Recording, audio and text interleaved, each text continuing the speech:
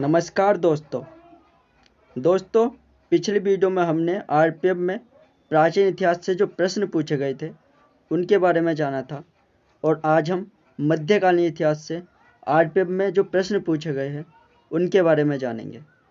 दोस्तों आपको बता दें, अगर किसी भी परीक्षा की तैयारी करनी हो तो उसके लिए सबसे ज़्यादा फ़ायदेमंद यह होगा कि उस परीक्षा में जो प्रश्न पूछे गए हम पहले उनको देखें और फिर उस परीक्षा की तैयारी करें। इससे हमारी तैयारी और भी आसान हो जाती है और यही सोचकर मैं आपके लिए आरपीएफ में पूछे गए प्रश्नों को लेकर आया हूं।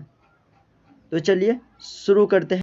दिल्ली के निम्नलिखित में से किस लोकप्रिय सुल्तान ने अलाई दरवाजे का निर्माण किया था?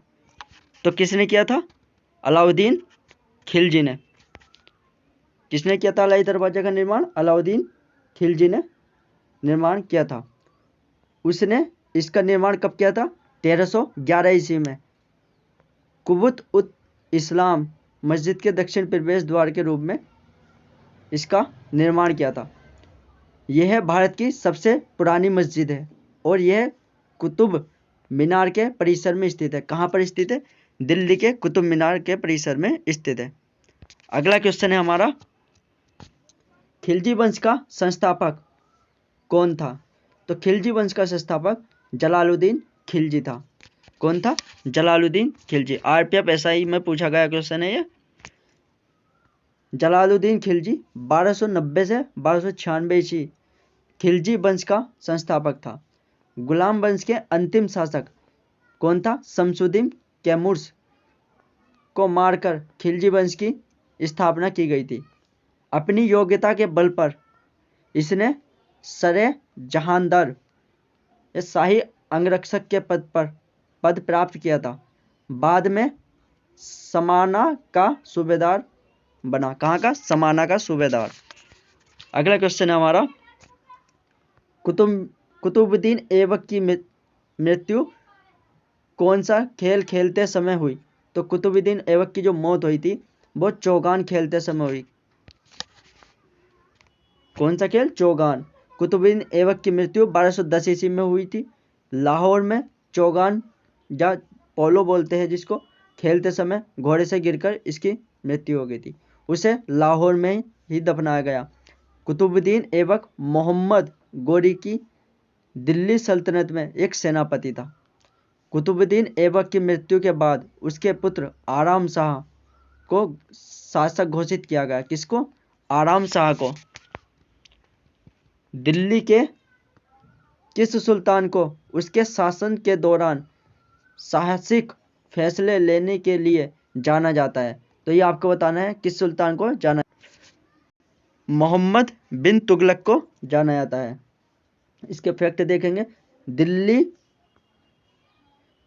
दिल्ली सल्तनत के सुल्तान मोहम्मद बिन तुगलक को उसके शासन के दौरान साहसिक फैसले लेने के लिए जाना जाता है। किसको? मोहम्मद बिन तुगलक को। मोहम्मद बिन तुगलक अपनी 5 महत्वाकांक्षी परियोजना के लिए प्रसिद्ध है। किसके लिए? 5 महत्वाकांक्षी जो उसकी परियोजना थी। वह विशेष रूप से विवादास्पद बन गया।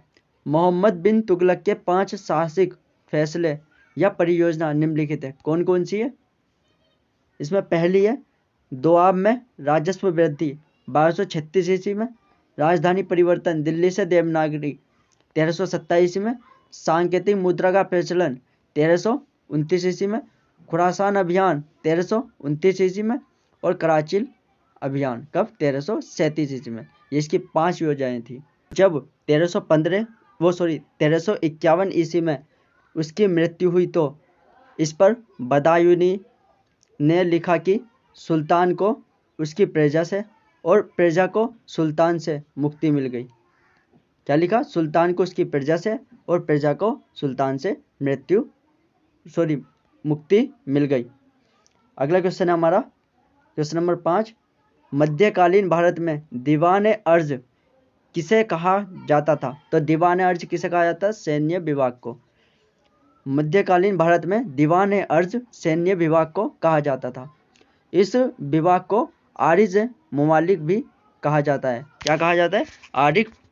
आरिज ममालिक।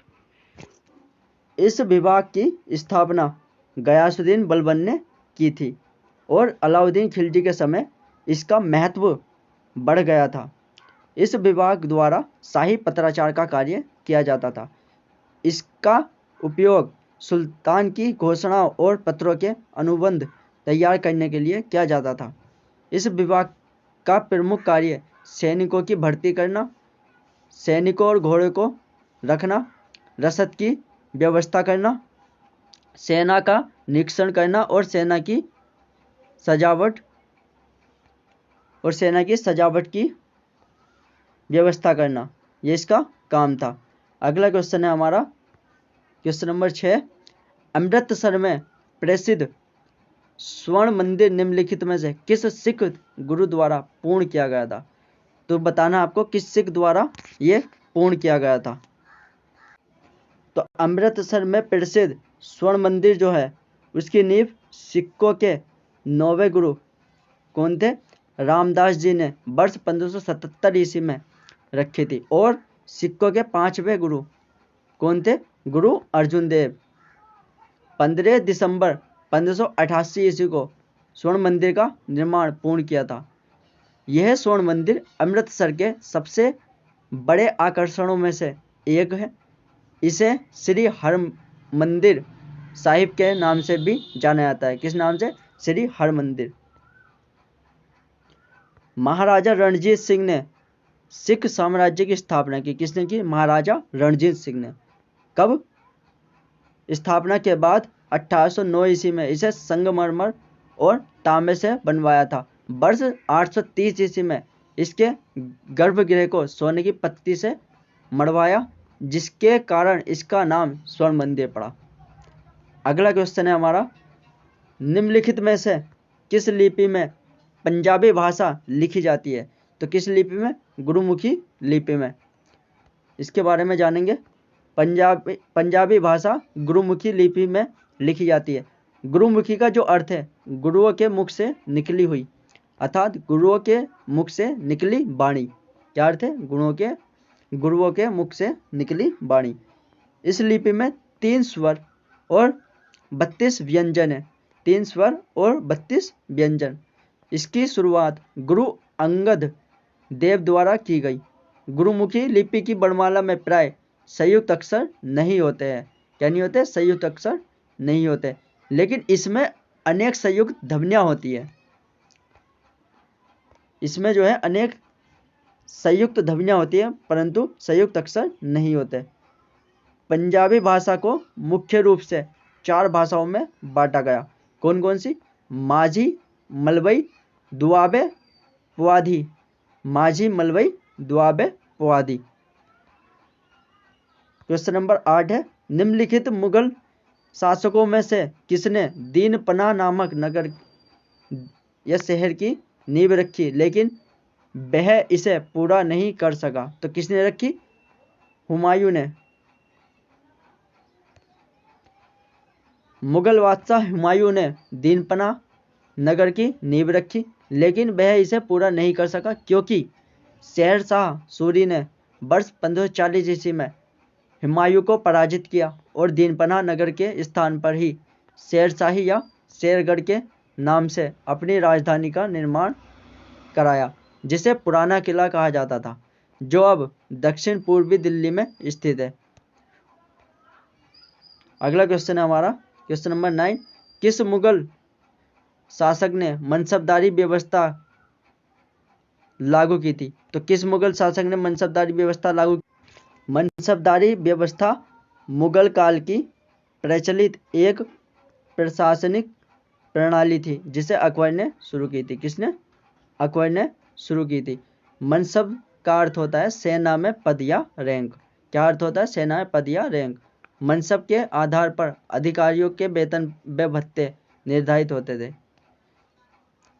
मनसबदारों की जो नियुक्ति बादशाह द्वारा होती थी, प्राय मुगलों की सैनिक भर्ती जाति अथवा वंश के आधार पर ही की जाती थी।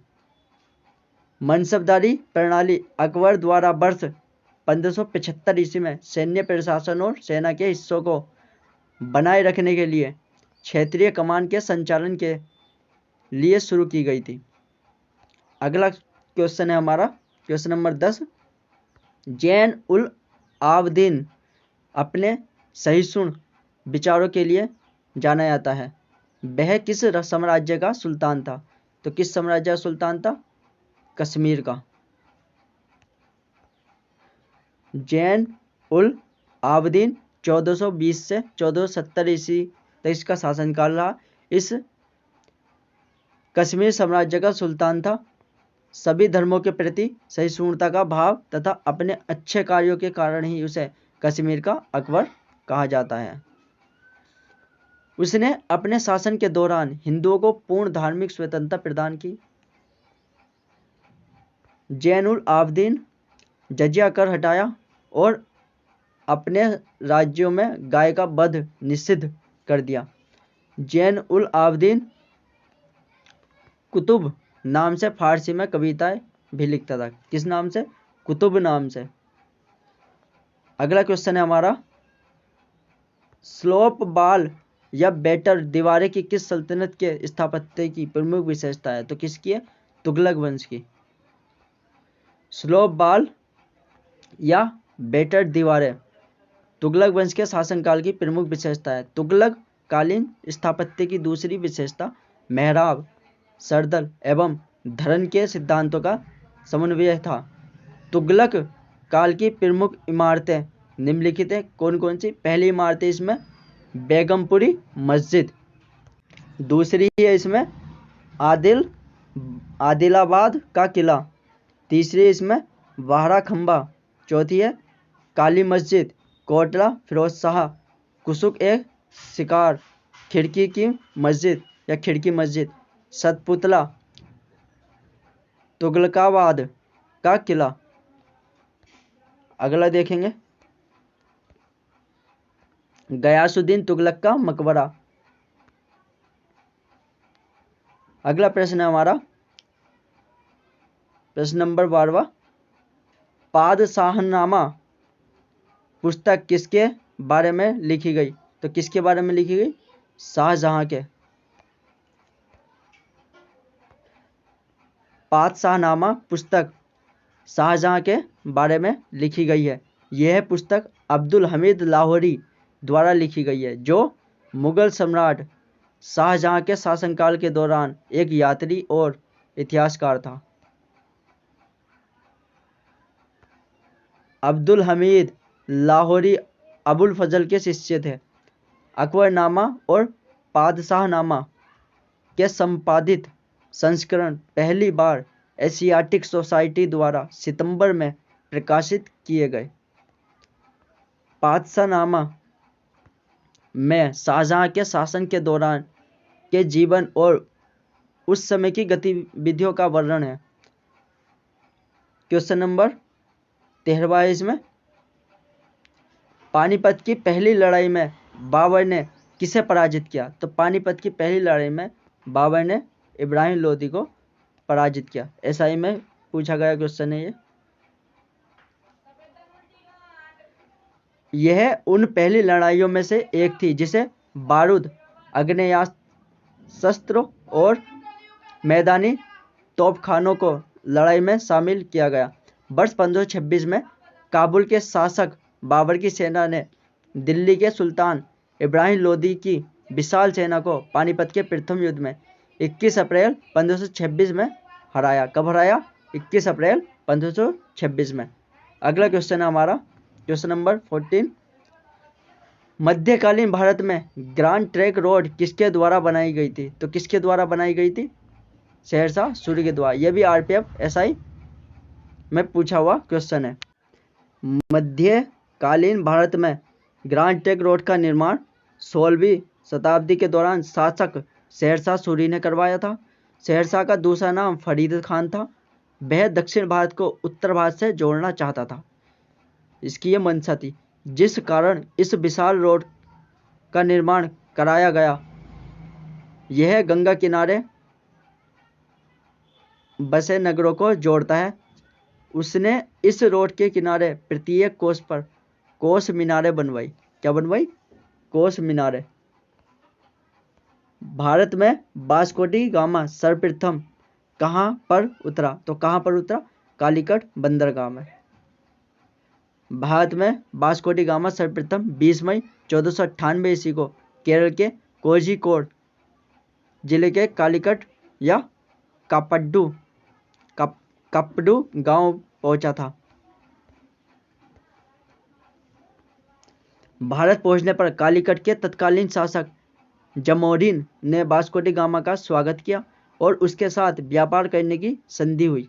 वर्ष 1502 ईस्वी में वास्को डी गामा दूसरी बार भारत आया और कोची के राजा से व्यापार करने का समझौता किया। वर्ष 1524 ईस्वी में वास्को डी गामा तीसरी बार भारत पहुंचा और यही उसकी 24 दिसंबर 1524 ईस्वी को मृत्यु हो गई। पहले उसे कोची में ही दफनाया गया, लेकिन बाद में वर्ष 1538 ईस्वी में उसकी पुनः कब्र खोदी गई और उसके अवशेषों को पुर्तगाल वापस ले जाया गया। अगला क्वेश्चन है हमारा,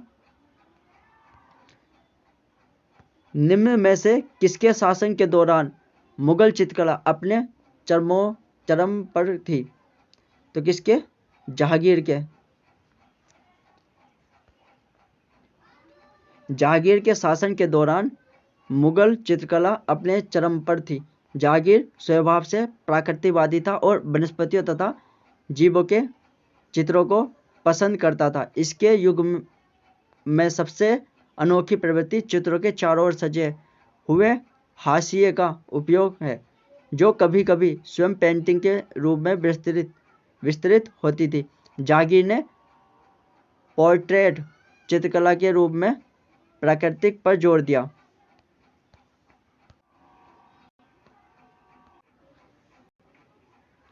चित्तौड़ में विजय स्तंभ की स्थापना किसने कराई थी? राणा कुंभा ने। किसने कराई थी? राणा कुंभा ने। यह आपको याद रखना है। चित्तौड़ में विजय स्तंभ की स्थापना मेवाड़ नरेश राणा कुंभा ने कराई थी। इसकी स्थापना राणा कुंभा ने महमूद खिलजी के नेतृत्व वाली मालवा की सेना पर सारंगपुर की लड़ाई में विजय के उपरांत कराई। इसे स्मारक के रूप में वर्ष 1440-1448 ईस्वी के मध्य बनवाया गया था। अगला क्वेश्चन है हमारा, हुमायूंनामा किसके द्वारा रचित है? तो हुमायूंनामा किसके द्वारा? गुलबदम बेगम के द्वारा रचित है हुमायूंनामा। अगला, हुमायूंनामा पुस्तक गुलबदम बेगम द्वारा रचित है। हुमायूं की सौतेली बहन थी। कौन? गुलबदम बेगम हुमायूं की सौतेली बहन थी।